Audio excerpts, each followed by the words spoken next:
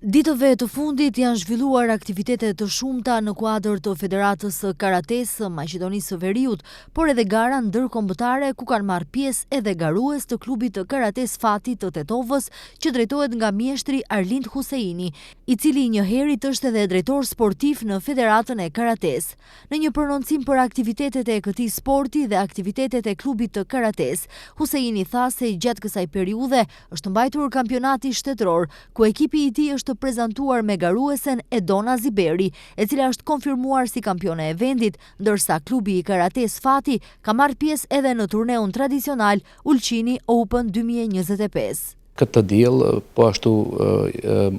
nasi klub morën pjesë në 50 vjetorin e themelimit të klubit të karates Ulqini, në fakt të turneut Ulqini Open. Po ashtu edhe në këtë manifestim, klubi karates Fati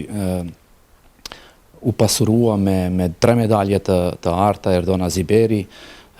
Andi Ziberi dhe Driton Halimi. Ditë më parë, një garues po nga klubi i karates Fati, Isa Elmazi, ka marrë pjesë në Kupën e Botës për të rinj në Guadalajara të Spanjës, për të cilin trajneri Huseini tha se bëhet fjalë për një karateist me perspektivë. Isa Elmazi po ashtu këtë fundjavë mori pjesë në turneun më të madh botëror, në Kupën botërore për të rinj në Guadalajara të Spanjës, gjë që neve kemi edhe emocione ndaj atij qyteti, për shkak se para ca viteve Berat Jakupi u shpall dhe fitoi edhe vendin e tretë, bronzën e parë në kampionatin botëror për të ri. Isa Elmazi po ashtu, edhe pse në luftën e parë pësoi humbje, por ai djalë është duke marrë çdo ditë përvoja shumë të mëdha, të reja dhe me shpresë të madhe që në garat e ardhshme që të zhvillohen në Poreç dhe në Meksiko do të merr pjesë Isa Elmazi dhe shpresoj shumë shpejt të kemi në piedestalin më të lartë Isën.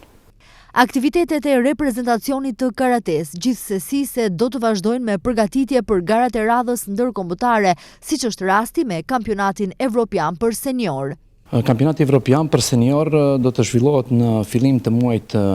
maj në Ermeni. Tani kemi emrat në të gjitha kategoritë, edhe vajzat edhe djemt tek seniorët. Na presën përgatitje intenzive në Kroaci dhe në vend. Shpresoj që edhe pse konkurenca është jashtëzakonisht e madhe, por djalmoshat dhe vajzat tona të përzgjedhura për senior do të jenë të përgatitura maksimalisht dhe mendoj që dhe jam i bindshëm që do të kemi rezultate edhe në Ermeni. Kur jemi tek mjeshtri i këtij sporti Arlind Huseini, duhet theksuar se edhe këtë vit do të organizojë turneun tradicional ndërkombëtar të karates Tetova Open 2025.